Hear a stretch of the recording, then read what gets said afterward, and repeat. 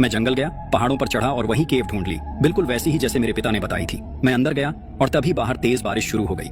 मैंने सोचा कि तूफान थोड़ा शांत हो जाए तब निकलूंगा, पर जब मैं केव के बाहर आया तो सब कुछ बदल चुका था। रिप रुक कर गहरी सांस लेता है, फिर बोलता है। उसी रात जब मैं घूम रहा था और सब समझने की कोशिश कर रहा था, तब मेरी मुलाकात हेनरी से हुई। रिप सैरा और केल्विन की तरफ देखते हुए कहता है, अब मुझे समझ आ रहा है, वो केव एक पोर्टल का दरवाजा है। मैं उस केव में 1787 में गया था और 2022 में बाहर निकला। जब मैं सबसे पहले बाहर आया था तो मुझे कुछ याद नहीं था, पर अब सब कुछ बिल्कुल क्लियर है। सैरा को इस पर विश्वास करना मुश्किल लगता है। ये एक जबरदस्त कहानी है, लेकिन मुझे अभी भी यकीन नहीं हो रहा। सैरा कहती है, हमें असली जवाब चाहिए। मैं तुम्हें जल्दी शहर ले जाऊंगी और कुछ मेडिकल टेस्ट्स करवाएंगे।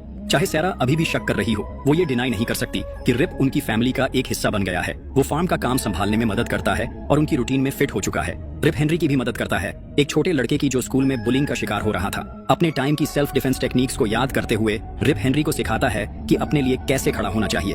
हेनरी, जो हमेशा अपने पिता को मिस करता था, रिप की मेंटरशिप में खुशी और सुकून पाता है। उसकी लाइफ में एक नया कॉन्फिडेंस आ गया है। सैरा नोटिस करती है कि हेनरी अब कितना खुश हो गया है। धीरे धीरे वो खुद भी रिप के प्रति एक अट्रैक्शन महसूस करने लगती है। इस दौरान रिप की फसल अच्छी तरह उग चुकी है। वो उन्हें बेचने में भी मदद करता है और धीरे धीरे कम्युनिटी का दिल जीत लेता है। सब उसके काम और नेचर से काफी प्रभावित होते हैं। कुछ हफ्ते बाद सैरा को अपनी एक डॉक्टर्स अपॉइंटमेंट के लिए न्यूयॉर्क जाना पड़ता है और वो रिप को भी साथ ले जाती है। जब वो न्यूयॉर्क पहुंचते हैं, रिप बड़े बड़े बिल्डिंग्स को देखकर हैरान रह जाता है। वो उन ऊंचे टावर और इंसानों की कंस्ट्रक्शन की कला देखकर बोलता है, ये सब बनाने में कितना दिमाग और हिम्मत लगा होगा। मेडिकल फैसिलिटी में डॉक्टर्स रिप का फुल बॉडी स्कैन करते हैं और उसे हिप्नोटाइज करते हैं, उसकी कहानी की सच्चाई जानने के लिए। हिप्नोसिस के बाद भी रिप वही बातें रिपीट करता है, बिना किसी शक के। उसकी कहानी अब तक भी एकदम सच लगती है। स्कैन के रिजल्ट्स और भी हैरान कर देने वाले होते हैं। रिप के शरीर में एक पुरानी गोली फंसी हुई होती है। रिप स्कैन के बाद गोली के बारे में बताता है, ये गोली मुझे जंग के दौरान लगी थी।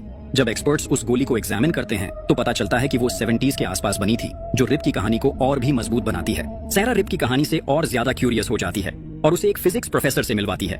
प्रोफेसर रिप की पूरी बात सुनता है और एक थ्योरी समझाता है। उस केव के आसपास जब तूफान आता है तो वहाँ के स्पेसिफिक एलिमेंट्स आपस में रिएक्ट करते हैं और एक टेम्पोरेरी वर्म होल बन जाता है।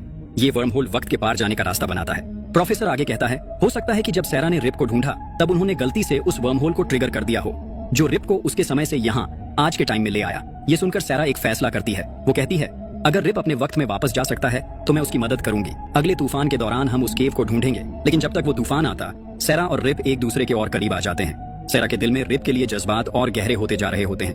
उसे ये सोचकर तकलीफ होती है कि शायद रिप को वापस जाना पड़े और वो उसे हमेशा के लिए खो दे।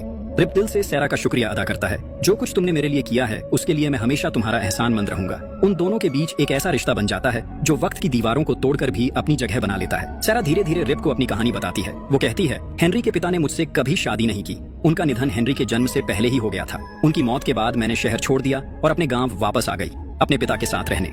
रिप की मुलाकात के बाद सैरा को अपने जज्बात और ज्यादा गहरे लगने लगे। वो एक दिन रिप से सच सच कहती है, मेरे एहसास तुम्हारे लिए वक्त के साथ और गहरे होते जा रहे हैं। इसी तरह हेनरी भी रिप के साथ एक खास बॉन्ड महसूस करता है। वो अपने पिता की कमी अब नहीं महसूस करता, क्योंकि रिप उसकी जिंदगी में एक मेंटोर और प्रोटेक्टर की तरह आ चुका है। रिप भी सैरा की फीलिंग्स को महसूस करता है। उसे सैरा की सेल्फ डिपेंडेंस और हिम्मत पसंद आती है, जो उसके अपने समय की महिलाओं में कम ही देखी गई थी। रिप और सैरा पूरी रात बैठकर बातें करते हैं, अपनी कहानियां शेयर करते हुए और एक दूसरे को और अच्छी तरह समझते हुए। अगले दिन सैरा रिप को शहर की सैर करवाती है। उसे वो जगह दिखाती है जो उसने कभी नहीं देखी थी। रिप हर नजारे को हैरानी और खुशी के साथ देखता है। जब दोनों गांव वापस लौटते हैं, सैरा फैसला करती है कि वो पूरे कम्युनिटी के लिए एक पार्टी होस्ट करेगी।